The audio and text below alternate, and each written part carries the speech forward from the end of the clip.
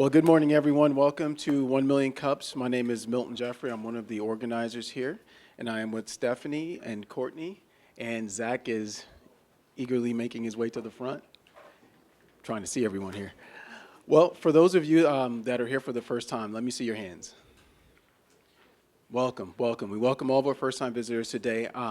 For those of you that maybe don't know, let me explain what 1 Million Cups is. Essentially, it's a program started by the Kauffman Foundation where each week we bring in two presenters. They tell us about their journey, and then we open it up to our panelists first to help lead us in the questions, Q&A sessions, and then we open it up to the audience for about 15 to 20 minutes.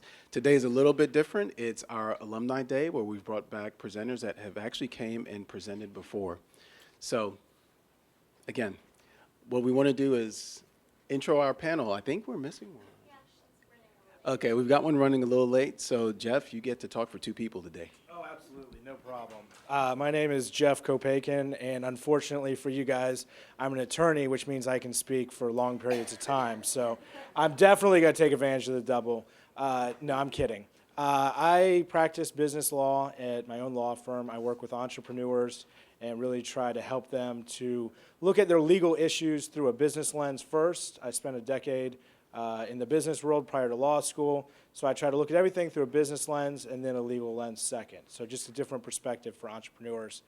And today, since it's alumni, I get to throw up a lot of softball questions, and I enjoy doing that, so it should be a good morning. Thank you, Jeff. And for those of you that have like one of the handouts from the back, we have all of the Twitter information for our expert panel. So feel free, to tweet at them, ask questions, get to know them a little bit. We just thank you for coming and helping us today. For our first presenter, we want to go ahead and get started. We want to welcome Slickhound, who is a genuine maker of designer collars, designer dog collars. Let's welcome Nick for our first presenter. Let's welcome him with a round of applause. Can you guys hear me okay? Hello. This is Daxon. This is one of our 4 special models, but he's all pretty bored by this, so he might just lay down and peace out for the rest of the time. We're really excited to be back. It was 2013 that we presented here the first time, and a lot's changed for us, but we're still here. And I'll just give you kind of what's changed since the last time we were here to now, and then you guys can ask us questions. So when we first got started, we envisioned a dog products brand that was a cut above the rest, that was made in the US, that was made with pride, that brought another level of enjoyment to pet owners. And when we first got started, we didn't really get it yet. It took a long time to figure it out. And it wasn't really anything anyone could do for us. It was more just figuring it out. So 3 years later, we have done nothing but work and work and work and put every penny we have into it. And it really changed around. About a year and a half ago, we bought a tent, and we just hustled. We just went out to events. We got the product in front of people, and show after show, every weekend we'd go. We went as far as south as New Orleans and San Francisco, and I mean, we just went everywhere. And it was interesting being full-time and relying all on the retail end of selling stuff, and then being a retailer and making stuff wasn't, that's always difficult too, but it's all worked out. And now we are finally moving into a new facility, and we get to be manufacturers. So we're in the process right now of moving into 500 Delaware, and we're scaling. We're buying new equipment. It's already purchased and on site, so we'll be hiring more people. We have 1 full-time employee, and we're hoping to have more. And the plan is just to make a lot of dog collars. So we're not, dog collars is kind of a pet products commodity. There's a lot of them out there. But I think when they reach a certain level of coolness, like Slickhound has reached, there's a limit to how many are out there. It's a supply and demand. Most of the best collars are made by really small operations and outfits, and that's what we are, and we're hoping to be the biggest of the small outfits. It's kind of like, as Crystal would say over there, it's kind of like we want to be like the craft breweries of the collar business. So it's really all about hard work for us at Slickhound. We didn't write the book. We're not really doing anything that's breaking the mold, so to speak. We just grind 12 hours a day on the sewing machine, And we just make more dog collars than other people. We're now in 35 stores across the country, and our online business has really taken off, and it's really on the up and up. So, did we get a timer set out here? No? How much time do we got? No, but you're doing good on time. Okay, doing good on time. So a little bit about our dog collars that make us different and what we do. The first time we presented EcoBoom. We still make EcoBoom. It's all hemp. And hemp's a lot cooler now than it was 3 years ago. So it's still not like our best product, though. And that's one of the reasons we weren't successful the first time. That's not how we've done it. Our new product is the Pop Fashion, and that's what we do a lot of. That collar comes in 250 different fabric options. We have 5 different sizes. We can fit dogs 2 pounds all the way up to 250 pounds. We have lots of different actions. We make most of our collars by order. So, it comes in and then we cut it and make it, and we're barely able to keep up with that process. We used to pull from inventory and do that, but there's just so many options that we're more like a chef's kitchen of dog collar making. Everybody wants their own pattern to their own size, and the Pop Fashion is about 15 different steps in the manufacturing. So it takes a lot of time to make them, and that's just what everybody likes. And now that we print our own fabrics, like the collar that Daxon's wearing, the ones that flash up here, we're now printing our own designs, and that's really where the future of Slickhound is, because not only can we make awesome dog collars, now we can make awesome dog collars for any organization, high school teams, any craft breweries. We have some stuff working with Beer Paws that's going to be pretty exciting, and whatever you can put on a dog collar, we can do it. So I think that's about it. Questions? All right, thank you, Nick. Great presentation. We're going to go ahead and start with our panelists. Melissa's here with us today. Maybe we should move you guys to the same side so you can share a mic. Jeff, you look like you're fired up, ready to go. Yeah, no, I kind of like the dueling panelists there. There you go. So one of the questions I have is, you mentioned that you guys have been grinding and hustling in 12-hour days. How do you maintain that same kind of grind and hustle going forward with making sure that you don't burn yourself out and also having the ability to grow? Yeah, that's really hard. I would say that, the harder you work, the more tired you get, and eventually it's going to wear on anybody, and it certainly has weared on us. It kind of comes in waves. We were really hoping that this winter would slow down a little bit. Last year, our first year getting started, winter was real slow, so we were kind of like, winter's here, but it hasn't been slow. So now we're ready to get really busy. I would say it's been more of a process of finding what our own boundaries are. When we first got started, it wasn't 12-hour days. There was some 12-hour days in there, but eventually you just grind and grind and grind, and you just become numb to how much time is invested. You just do whatever it takes. So that's kind of where we are, and we still like it. So That's great, and Yeah. I mean that passion will help to drive and grow the business. Right. Currently, what's the division in sales between the 35 stores and the online orders that are rolling in? We've just, in the last 3 months, gotten to a point to where our event sales aren't our primary income. We used to say that all of our stores combined don't sell as much collars as us, to kind of give us that retail edge and tell people that we knew how to move product. But anymore, when you do an event, we'll go out to, our last one was in St. Louis, and we were there for like 5 days. It took us 3.5 weeks to get caught back up when we returned. So we're picking our events more wisely now. But since we've done less events, we're really at about 50% of the business is wholesale, and then the other 50% is retail, divided between our online sales and our events. And the online sales is the smallest sector of our sales right now. Yeah. So it's good to see you again. Yeah. It's been a while. Yeah. The one question that I had for you is, I know you were kind of a frequent 1MC attendee a long time ago. Yep. And since your business has taken off, you've probably been more focused on that. Can you maybe talk a little bit about how 1 Million Cups helped you get started, the things that you learned from it?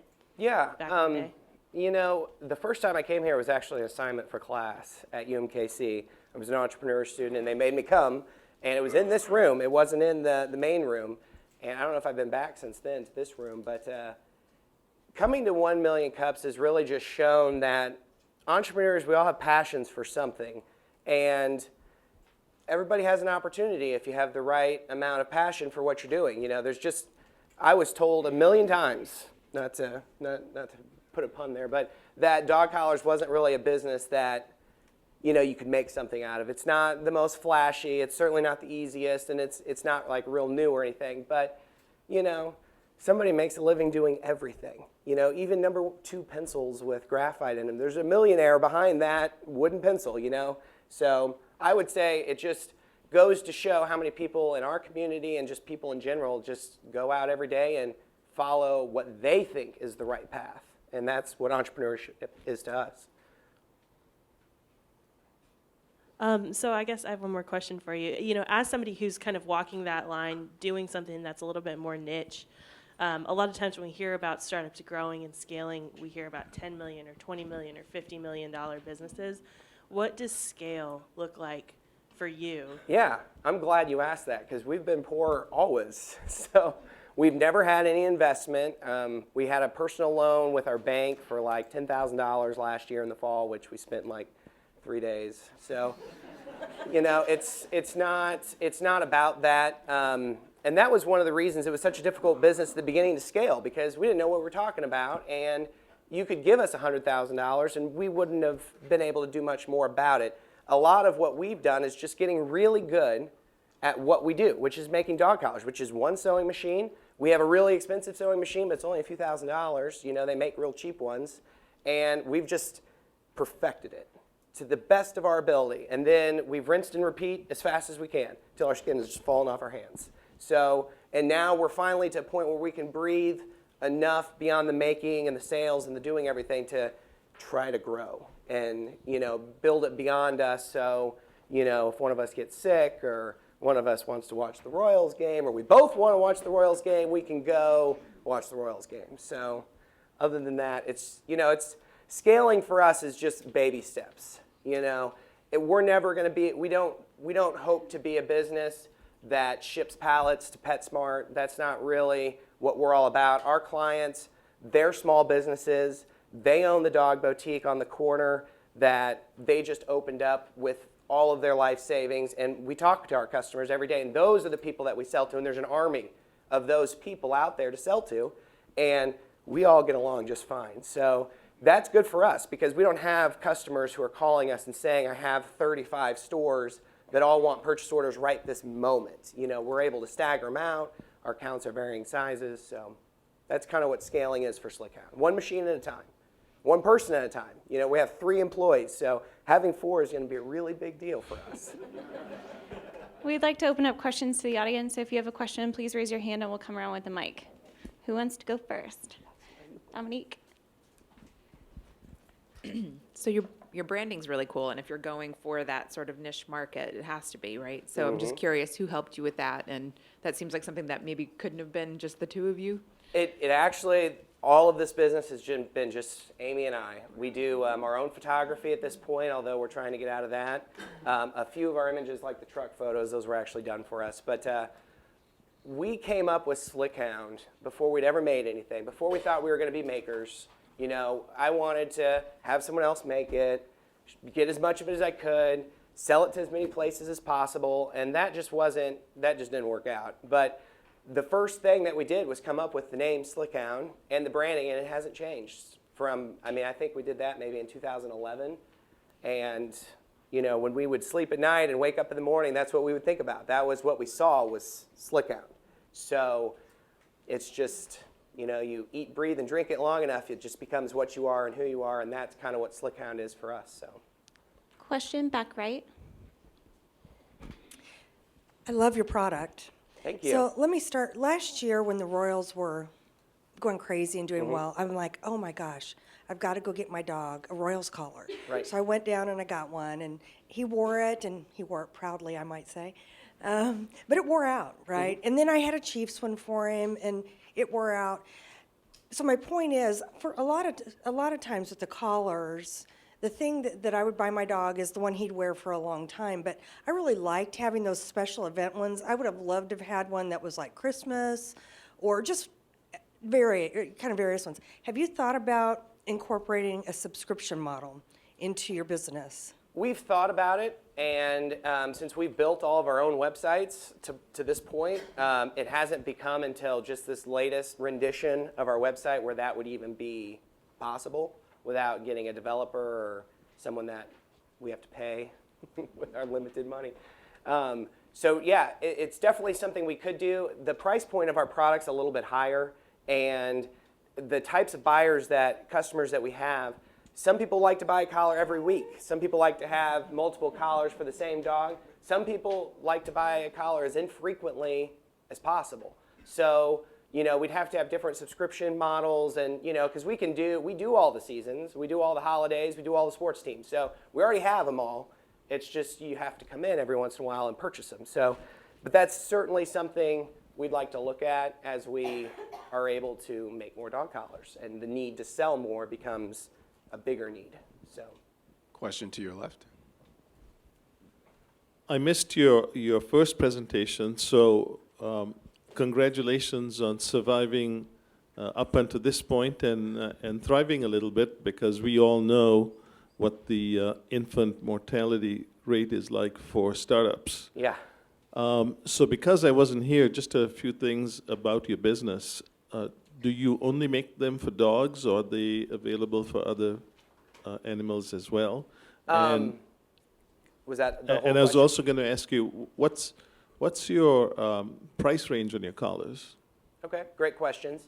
The price is an easy one. They start at about $22 a collar for the itty bitty tiny ones, and we have a full display over here. So like when it's all done, stop up and get a card and check them out. And then they go up to about $30 for the Pop Fashion line, and then all the hemp starts at 30 and ends at about 40. And the hemp is 2% of sales. 1%. I mean, that's a very niche product for us in comparison. And then what was the rest of your question? You had the price, and then Did you make them for other animals as well? other animals. Yeah, we have a lot of goat customers. So there's people out there that really love their goats, and I've never had a goat, but I've heard they're great. So we have some customers who buy goat collars, and we went to Sturgis, and apparently people can wear them too. So we don't. You've got to get a We goat don't in that recommend picture that. up Oh, there. sorry, buddy. Oh my gosh. Another question? We've got a question here, and then we'll come back over to you. Thanks, Ed. Some of the best companies in the world are very, very good at listening to their customers and what they want. And my question for you is, what is your vehicle for listening to your customers, and what are they saying? Why do they like your product versus someone else's? That is a great question, because for us, we spent years and years. I would say we came up with the branding and the idea in about 2011, and then, of course, presented here in 2013. It wasn't until 2014, towards the end of 2014, that we bought the tent and started doing events. That is how we learned how to sell dog collars, because we would go to events that have 60,000 in attendance and be there for 3 days, and you get people with lots of money and people with no money and people that are, teenagers and people that are old people, and you see all of them. And everybody, dog ownership crosses all demographics.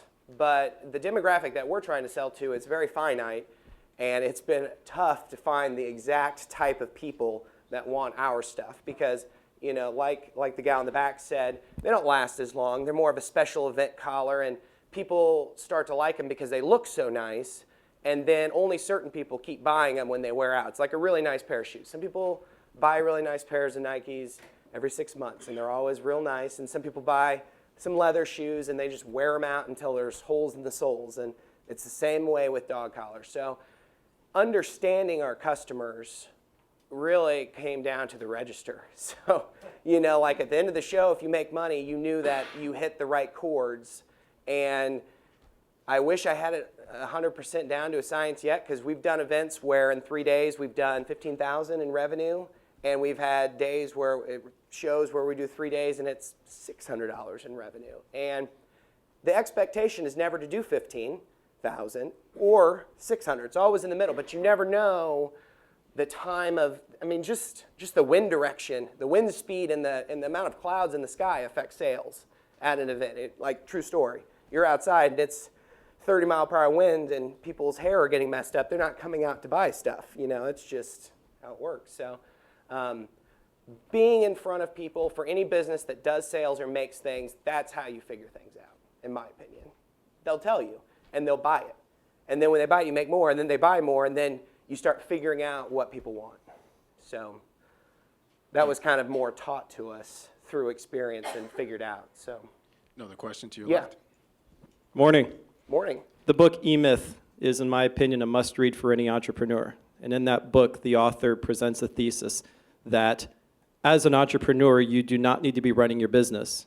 You need to be creating systems and processes that run your business, and then train people and hire people to run those systems. As a manufacturer, systems and processes are absolutely critical to your success, both the business processes related to receiving orders and processing orders, and then on the other end, shipping, and then you have all the manufacturing processes underneath. And you have the added challenge of being in a mass customization business model where, hey, we can do anything, take this, take that, mix and match, put it in the kitchen, cook it up. How are you managing all of those processes, especially as you scale? Do Yeah. you have software systems that are managing all of that? And on the manufacturing side, how do you ensure quality, making sure that your scrap is limited, that within that mass customization that you're making everything the same, that your stitches are correct, that you're not, just all those challenges with manufacturing. How are you handling that, especially in the context of growth and scale? Yeah, the growth and the scale is kind of a new thing. So we're going to be trying to handle that as we grow and we scale. But it's taken the reason we are where we are now, and we started so long ago, is because these things take a lot of time. There is a system for everything that's had to be figured out. We started with a pen and paper and a sewing machine. I mean, and it's grown. The website that we have now has really changed things for us, but it's not the website so much. We now have a back-end wholesale website that's password protected, that our wholesalers are now putting all their ordering online, because it's really hard to take, a 100-piece dog collar order over the phone from somebody when there's all these sizes and stuff. So those are the systems we rely on the most, is our point of sales systems. And then as far as keeping things organized, Amy does a really good job at that, but we're fortunate we still only have a few people. So, we're all in close quarters working we're kind of like the SWAT of manufacturing. I mean, it's intense. We make a lot of product. It is very hard to keep up. The systems are not in place yet. Some of them work, and we have high customer satisfaction and stuff, but we're working on the systems now. That's definitely the challenge, is to build that. Because, we don't want to slave away at making dog collars forever. It's not as glamorous when you're sweating over the hot iron for 8 hours. So that's definitely something we're hoping to address here in the next few months. We've got another question here. Good morning. Good morning. I have a 8-pound dog, and of course, saw a we picture. spend way too much money on the dog. Yeah. She doesn't think so, or nor does my wife. Line extension can kill a business, or it can be the path to success. There's a company that's similar to yours in Canada called Teckle Club, and they started making things like you make.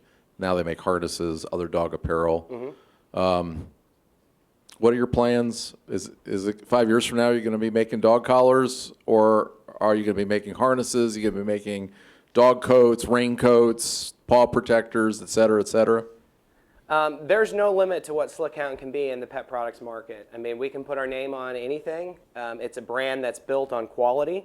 So the key to branding other products is just making those products be quality products. And there's, a discussion between us and Slickhound as to what point do you lose your luster when things are just brought in or printed by somebody else or things like that. So we haven't really gotten into putting our name on other things because we're doing pretty good just making dog collars right now. So we're going to keep doing that until we have to do something else. But that's part of scaling. When we have more manufacturing ability and we can put out more units of things, we can expand our product offerings and stuff. But we don't want it to come at a cost of the very high quality product we already have, because that's why people buy our stuff. It's just details about the quality. It's not like they're like, oh, this is so much better because it just is better. And they know that, and that's why that's what Slickhound is about. So we want to make all pet products. We want to do, clothes and toys and all of that stuff, but it's just another chapter down the road until, You know, we're real focused on growing things organically at this point because there's never been an idea that somebody would come in and invest and, you know, really, I don't know, I haven't seen that yet, and we're not looking at it that way. We're looking at eventually we're going to get there because nothing's going to stop us. That's kind of how we feel. How long it's going to take, who knows? Hopefully, you know, in 2022, I'm not sitting up here talking about this presentation back in 2016. So, but any other questions? I have a question for you. Yes. Since I don't think you mentioned it in this presentation, can you talk a little bit more about what you were doing before SlickHound and kind of how you decided to start the company? Okay, sure. I don't know if we have enough time for that, but I've done everything. I've done contracting. That's probably my most entrepreneurial job I ever had. I did that for a long time. My dad taught me that. It's a lot of work. I never really liked it. I've been to school 2 or 3 different times. I never actually graduated, but I'm really close, so someday I'll graduate. And then I've been a bail bondsman, a car salesman, a lawnmower salesman, direct salesman. I mean, there's just, I've dabbled in a lot of things. I've done a lot of things for a few months and just decided that it just wasn't worth the squeeze. So it's just, for me, I think SlickHound, and for us, it's just, at a certain point, it just became the path that we just had to pursue. It just felt right. It all worked out. It has worked out, and I think that's a good sign. So that's why we do it. Have you used any other Kansas City resources here in town to help you with your startup? Not since I was a student at UMKC. I had a lot of professors kind of looking at my stuff and, you know, giving me opinions and stuff, but there were no light bulbs or anything. So we've really worked from within to this point. But as we like grow and get bigger and scale and have challenges that are outside of what we're good at, that's when we're going to start reaching out to the community. So. Where's Michelle? I think you might be a good candidate for Scale Up KC, hopefully here soon. Okay, awesome. Sounds like a plan. So check that out. Does anybody else have any other questions for Nick? Okay, I think we will move on for our Great. final question with you. Okay. What can we as a community do to help you? Awesome. You can buy dog collars, or you can talk about buying dog collars. If you don't have a dog, you can adopt a dog and then buy dog collars. You can buy all of our products at slickhound.com. You can follow us on Facebook. You can share our stuff to all your dog people. You can buy your neighbor who has a dog next door to you a collar, because that's the best way. That's better than making cookies. And then we're available in a lot of the local retailers. Land of Paws is our largest Kansas City account. They have 3 stores, so go in there and talk about how much you like SlickHound. Just buy dog collars. We'll just keep it at that. So, perfect. Awesome. Thank you, Nick. Yeah, thank you, guys.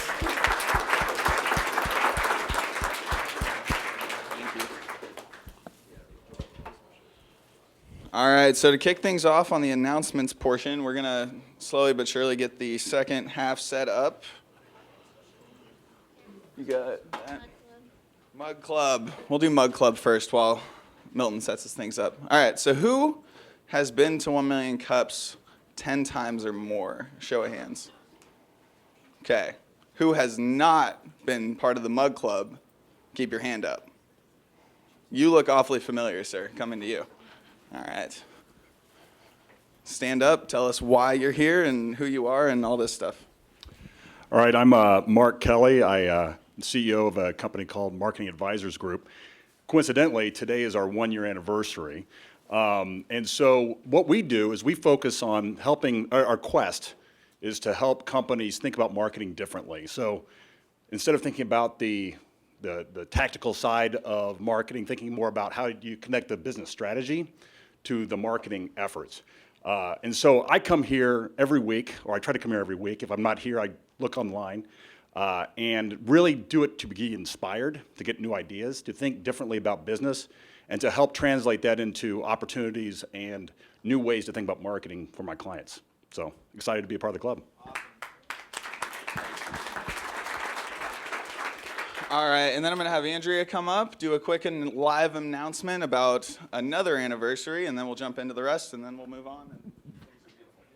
I am Andrea Essner, Office and Events Manager of Village Square Co-working Studio, and I wanted to extend formal invitation to all of you for a very informal event this Friday. We once a month host Second Fridays at Village Square, and this Friday is especially fun and important because it's our 1-year birthday. So we're inviting you all to come eat pizza and cake and bring a 6-pack. We do a beer swap every second Friday, and it will be a hell of a time. I believe there are more details on the sheet, and I'll be around for a little bit afterwards if any of you want to come get address or phone number for the event. Thank you. Wonderful. Thank you, Andrea. And we're going to turn it over to Melissa, who has another live announcement. Sure. Hi, guys. I'm Melissa. I'm your delinquent second panelist. I work at the Enterprise Center in Johnson County, and I see a lot of familiar faces. I know a lot of you know who we are and what we do, but for those that don't, we're an entrepreneur resource center that helps businesses grow, scale, and access resources. So our newest offering is actually a mentoring program. We were trained at MIT to run it. And we're launching it in the next couple of weeks. So if you have a business with $100,000 or more in annual revenue, you're a little bit later stage, and you're looking for a mentor to help give you the advice that your business needs to grow and really accelerate, this could be a really good option for you. We're having an info session tonight at the ECJC at 6 p.m. if you want to learn more, or you can just check out growthmentoringservice.com. So thanks. Awesome. Thank you, Melissa. All right, so the only thing that's more ubiquitous with Wednesdays, or not more ubiquitous, slightly equally ubiquitous, I should say, with Wednesdays is co-working Wednesdays, of course, at the Sprint Accelerator. No? At ECJC right now, not at the Sprint Accelerator because Techstars is happening, and I totally forgot about that. Social Media Club of Kansas City, the April lunch is today at 11:30, and they're talking about Story Lab today. Gilded is happening tomorrow from 12 to 1. It's kind of like the 1MC for artists, if you will. And Andrea just announced their thing, but just to announce it again, happy birthday, Village Square. That's kind of a big deal for Kansas City, I think, so that's exciting. And lastly, there was a thing last year that happened called One Day KC, and there was a thing this year that happened again called One Day KC, and there's kind of an offshoot of that called Innovate Today. And that's happening this Saturday. It's going to be a group of, I think, 30 to 40 college, high school students getting together, building companies, and then presenting those back at the end of the day. So at the end, it's free at Think Big at 7 p.m. this Saturday. So with that, we'll turn it over to Milton, and we're doing some paneling. All right. Thank you, Zach. Indeed. So for our Alumni Day, we have the privilege of having two awesome presenters come back today to kind of talk to us about where their businesses have been since the last time they've been here. We'll have them come and give just a quick update, and then we'll get into a panel discussion about those businesses, business models, and open it up to the audience as well. So I would actually like to welcome Erica Klotz to the stage here, and Dominique Davidson. Let's give them a round of applause.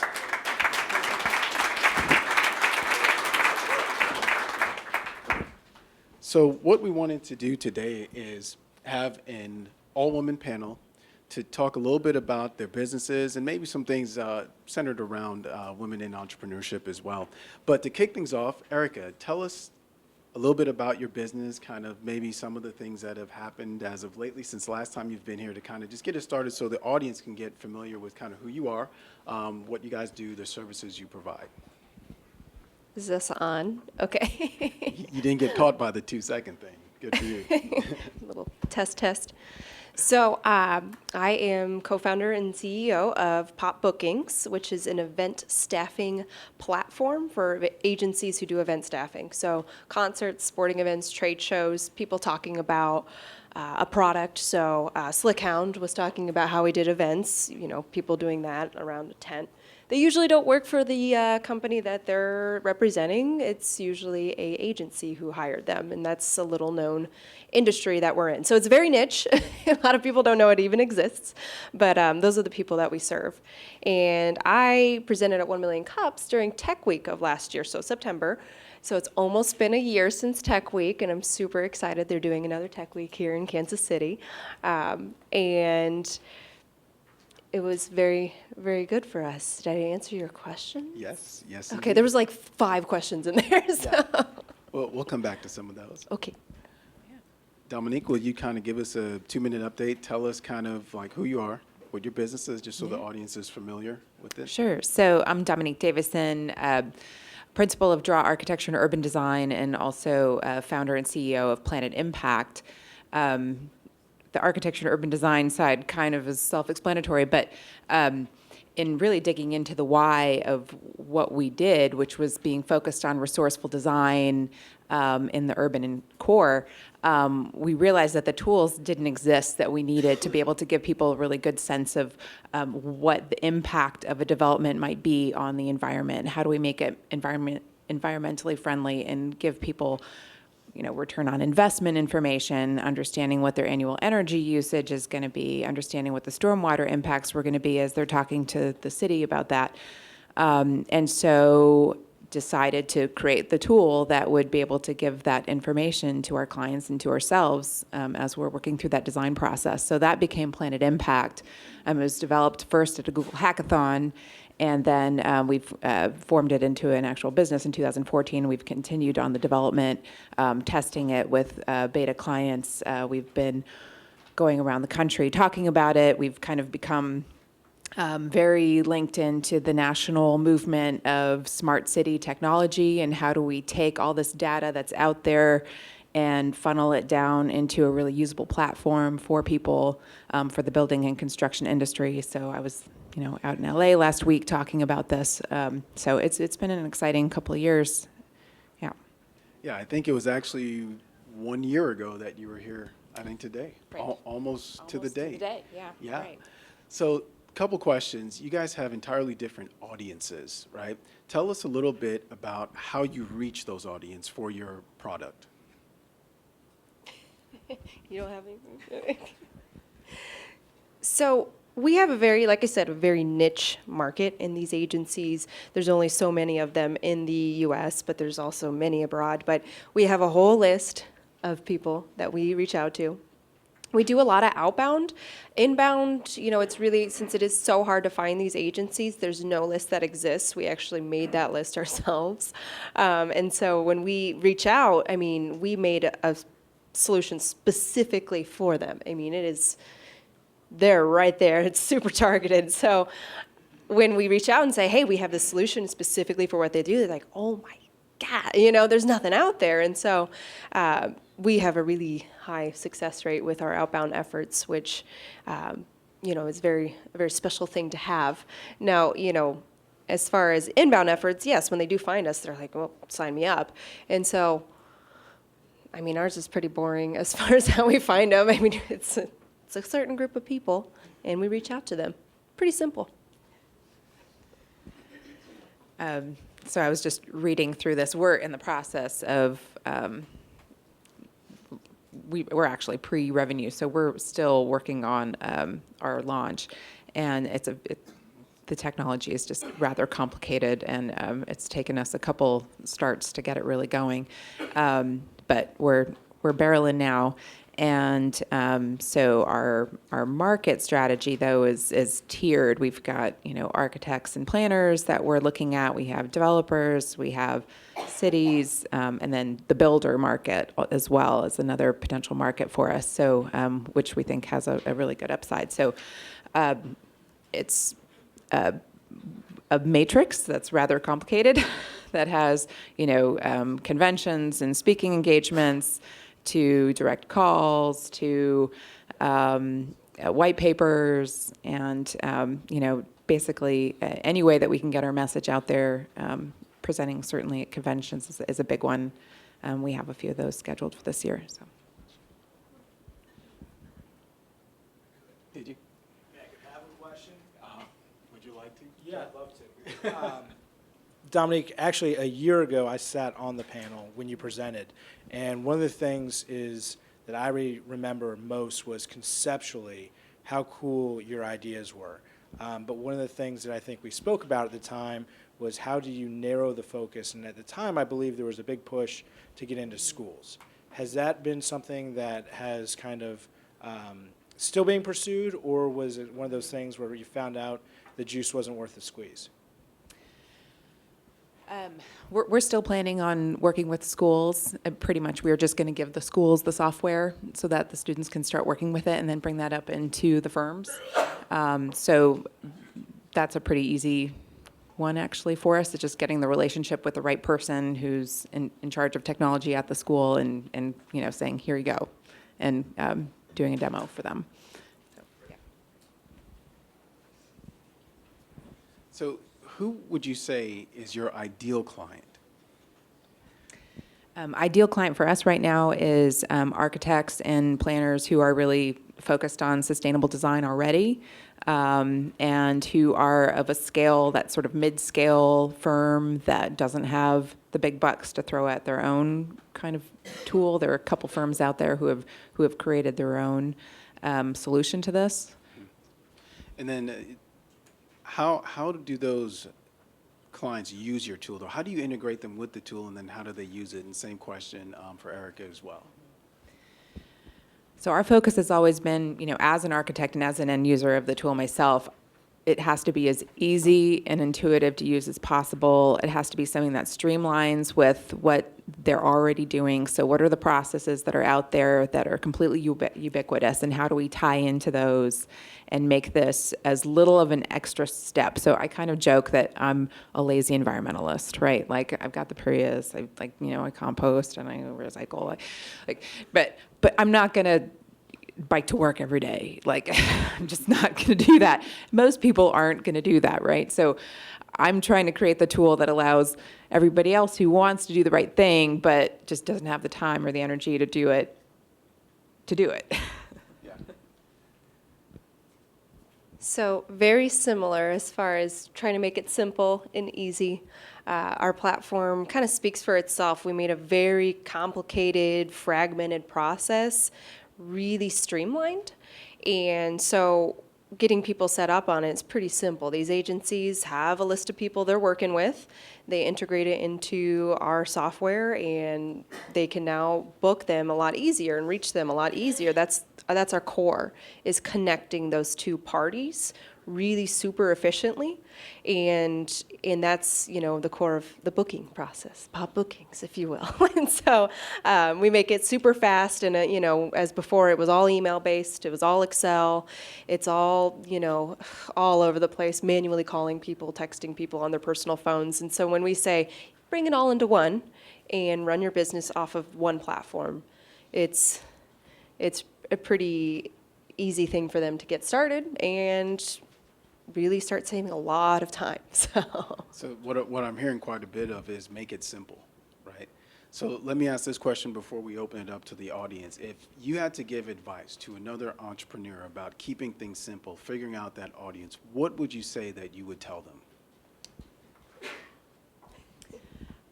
I would say, someone mentioned already, the businesses that really focus on their client and understanding that client and answering those questions is critical. So we did that process of calling a bunch of folks from various disciplines and just saying, what's your pain point? What's your problem? And we probably had at least 25 of those interviews that helped us change course a little bit and really narrow how we wanted it to work.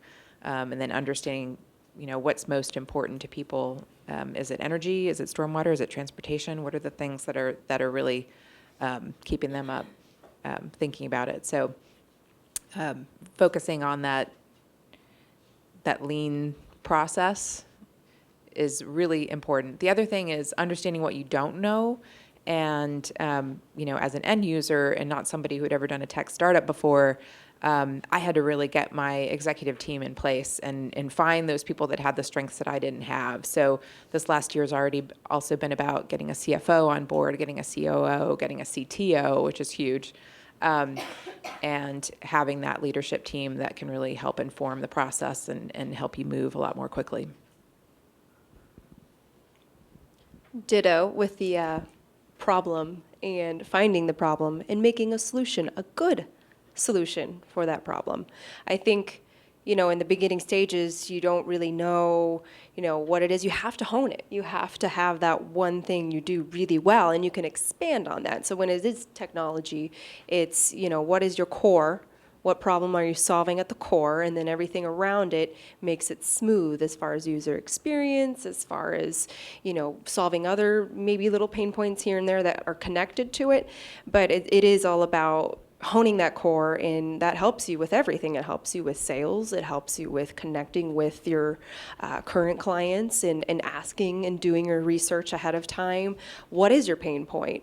And the more you hear the same pain points, then you can prioritize what you need to build. And, you know, as a tech startup, it's what do we build first? And so really keeping focused as an entrepreneur is super important. And as you go through the process, it's, you know, you find different challenges every time. And so when you're first starting, it's, okay, what are we doing? And then when you get going, it's, okay, now what do we do next? You know, and so you got to keep focused on every step of the way and not get ahead of yourself. And building that team in the beginning is huge as well, is, you know, having the expertise around you to help support you. And the great thing about Kansas City is that we have a lot of people that are willing to connect you with people, and then we have a lot of resources to where you can find people who are stronger where you're weaker, and fill those voids for you in a professional environment and entrepreneurial environment. So Thank you. Hello. You know, the question that I had was, oftentimes we're talking about our company's differentiation points and what makes our company special, what we do better than anyone else. I'd love to hear what your personal differentiation points are as a founder. So what's the thing that you do better than anyone else that's enabled your business to be successful? So both with Draw and it really flows into Planet, it's been focusing on what my own personal why is, right? And then that of my business partner, what his why is. So we've spent a lot of time thinking about, okay, so mine is activism, right? Like, I want to be doing business that makes me feel like I'm contributing to the community and making it a better place. And he's really interested in empathy. So, you know, connecting with people as well through just understanding their stories and knowing what they're all about. And he really gets energy off of that. So together, the activism and the empathy, it's why we joined forces. And then thinking about, okay, so what are the kinds of projects and then offshoot sort of efforts that support that, right? And so for us, it's all about how do we connect people in spaces where, you know, folks gather, where they want to come together, that connects them with their brand identity, that connects them with learning, that connects them with food that they love to eat. You know, however, that's really what we're interested in. And I think it comes across as an authentic expression of who we are. And so that makes us different. Differentiator. I would say attention to detail and building a better product in our market at least makes us different. There's certain competitors we have, and they built a product, and that's what you get. You get what you get. And for us, it is truly listening to our customers and you know, personally saying, is this something that would help the betterment of the whole industry? And having that industry, you know, heart in wanting to improve the industry and build on it and help it, it shows through. And so when we're having conversations with, you know, our customers, they can see that. I mean, you can tell the difference between somebody who truly cares versus somebody who is just there to make a quick buck. And so that's something that has always been the case for us, and it's really starting to pay off as far as when our revenue grows. It's just a testament that we built a product people want and we care, and they can see that, and that will carry us on to longevity as far as they're going to be loyal. And so that's something that you just gotta have as a business. You gotta truly care, because it will shine through if you don't. We want to open it up to the audience as well. If you've got a question, just raise your hand. We'll be running around with mics here. I see We a have a question. question on your right.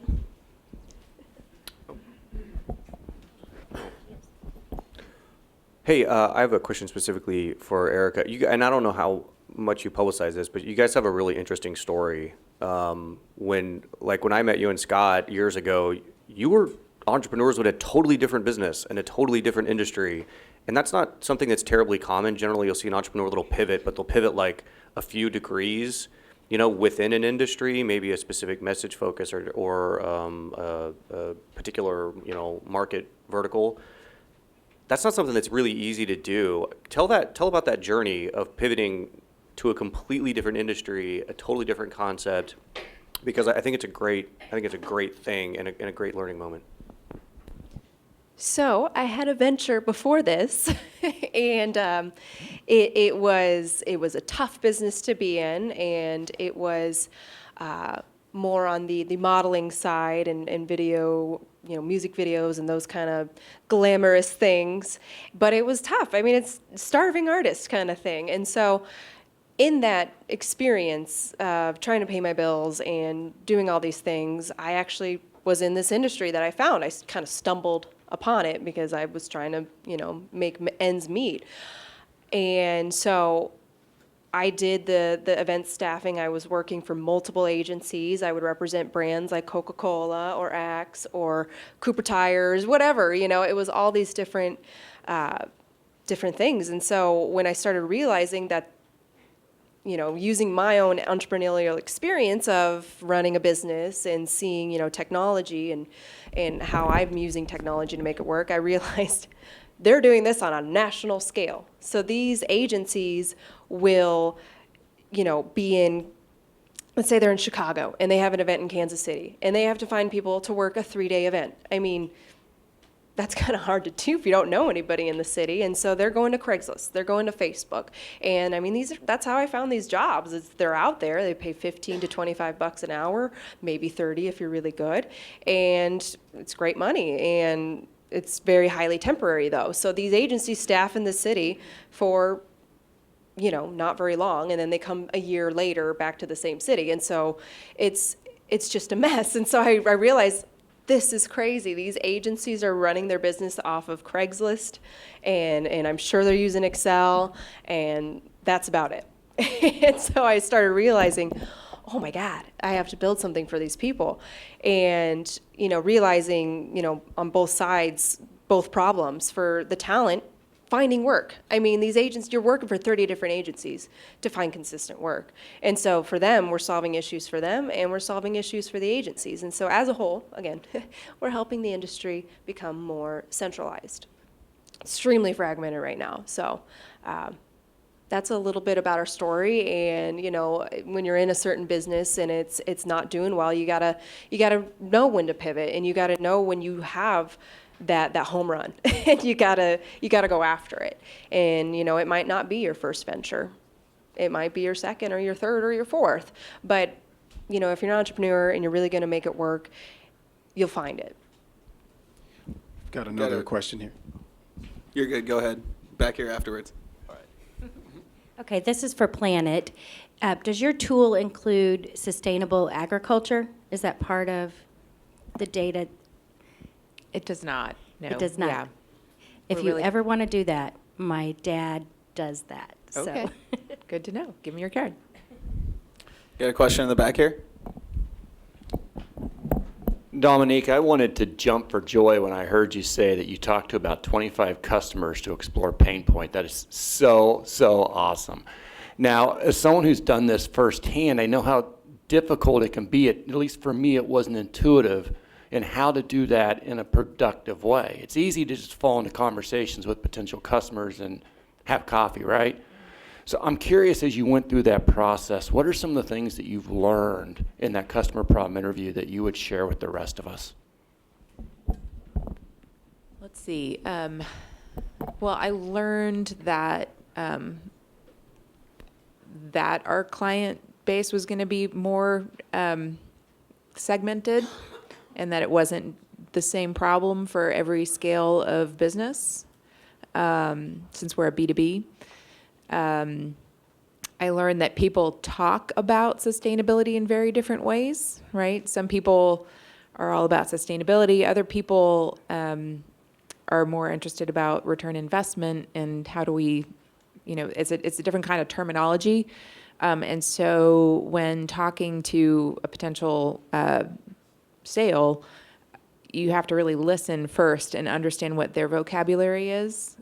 Otherwise, because sustainability can get a little political, a little touchy. So that was something I definitely learned. And yeah, I'd say those are the two main things. Yeah. I've got another question for you here. I always have to ask this of people, entrepreneurs especially, and I got a sense from the previous, how does exit planning or exit strategy enter into your thinking as an entrepreneur and as a brand builder, for instance? That is a question you will get a lot. If you are an entrepreneur, you know this. But so exit strategy, you got to know what are the possible, when you first start, you got to know where could this go. But I truly believe that in any exit, you need to build a good company first. And so I'm building a home I would love to live in. I am. But if somebody comes around and wants to, acquire or anything of that sort, then, that's a bridge we're going to cross when we get there. But, no one's going to buy you if you don't have a good company. And so, and if you don't want to live in the house, nobody else will. So that's just kind of my small spiel about it. My plan is to exit because I don't want to necessarily be in 5 years running a tech company that I know is going to be a full-time deal when I'm trained as an architect. So I'm trying to actively create that leadership team that's going to be able to take it over. And so, yeah, we're thinking about who are those companies that are out there we're keeping an eye on, who are they buying, how much are they buying them for, what are they tending towards as far as their interests. And, yeah, we're tracking that.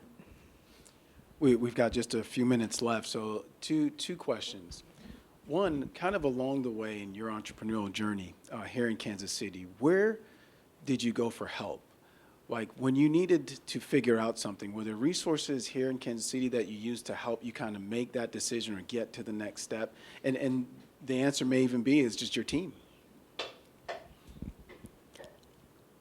There are a lot of resources in Kansas City, and we've taken full advantage of them, and it's really fared well for us. And so, just to name a few, 1 Million Cups, of course. And I would say we went through the Spark Lab program, and what else have we done? Launch KC. And the whole Tech Week thing, it's coming again, so get involved if you have no idea about it, look it up. And just everything. There's so much that you can take advantage of here and programs, to help entrepreneurs. And if you, when they're doing these announcements, pay close attention, go to them, do them. We always find that, we're so into what we're doing and we heads down working really hard, but you gotta come back up, get inspired, you gotta think of the big picture, or you'll just kind of burn yourself out, and you have it in your back door. We're in Kansas City, go anywhere, and it re-energizes you as an entrepreneur, and you really do need that. And so we do that all the time. We just go through these flows where we're out and about, and then we go back in and work really hard, and we're out and about, and try to find that balance, because it really does help. I'm trying to think what resource in Kansas City I haven't used. Took the Kaufman Fast Track class to start when I launched Draw. We've been ECJC, definitely. Kelly Pruneau, the Women's Capital Connection's been phenomenal. I was just speaking about that last week. Melissa's been a great resource for us. And we did the Gig Tank in Chattanooga, which was a fantastic experience. There are accelerator programs in Kansas City, but also around the country that you can get involved with. Gig Tank was especially well organized and incredibly beneficial for us. That was summer 2015. We've done, Casey Digital Drive, Aaron Deacon's been a resource. We've also gotten funding from the Mozilla Foundation. US Ignite was a national group, National Science Foundation, and the most recent one was a Digital Sandbox, Kansas City Digital Sandbox. Awesome. Thank you so much. So our final question for you is, what can we do as a community to help you? You don't know what you need? Well, Pop Bookings is hiring right now, and so we are looking for someone to join our team and this is, helping us grow and handling customer calls and support and all of that fun stuff. So if you know someone, send them our way. It's all over all of our Facebook, our Twitter, our, website or everything. So if you know anybody, send them our way. Yeah, and if you know of any architects or planners in your life that are needing some help as far as sustainable design, or in your community, you're looking to connect your community's goals of climate protection or resiliency with something that's going to allow you to understand more project by project as development comes into your community, to understand how it's going to affect it, talk to me. Erica, Dominique, thank you so much for coming today and talking to us about your businesses and just your entrepreneurial journey. Thank you so much.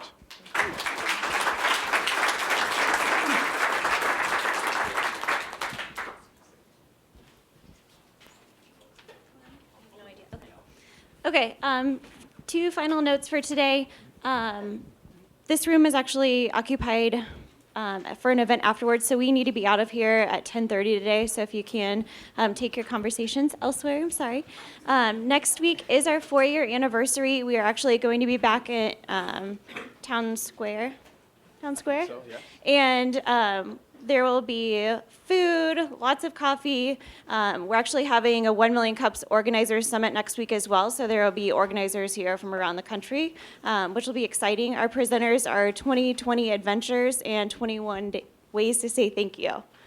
And then I think Milton has another announcement. Just really quick, we have a visitor here from our Minneapolis 1 Million Cups community, or St. Paul. Just wanted to say hello and make a quick connection as far as resources. Yeah, I just wanted to invite anybody whose business might benefit from a Minneapolis-St. Paul connection to talk to me. I'm on my way home, and I just had to come to another chapter to see how they run, especially this one. And I really appreciate everything that you do. So I invite you to introduce yourself. I'd love to make some connections in Kansas City. Thanks. Thank you so much. We will see you all next week. Thank you.